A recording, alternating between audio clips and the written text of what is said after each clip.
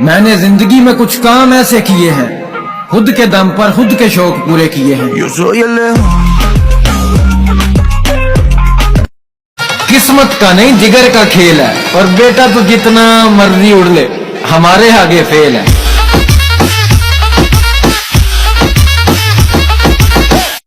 और की होया जब महफिल च असी नहीं होंदे काका, विच गल्लां तां साडियां ही होंदियां ने।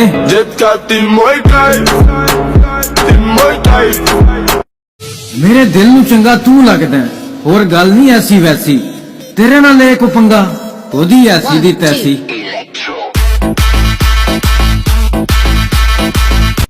कि जेड़े सड़दे ने उन्हां नूं होर सड़न दी ते शरीकां सामने मुच्छां नूं वट चाड़न दी।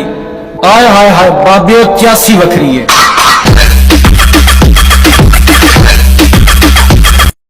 इत्थे सड़दे मेरे तू कई कहंदे ने तू चंगा नहीं बई, पर लोकां दीयां गल्लां ते मैं गौर नहीं करदा। हाय तू कहता चल मैं माड़ा सही।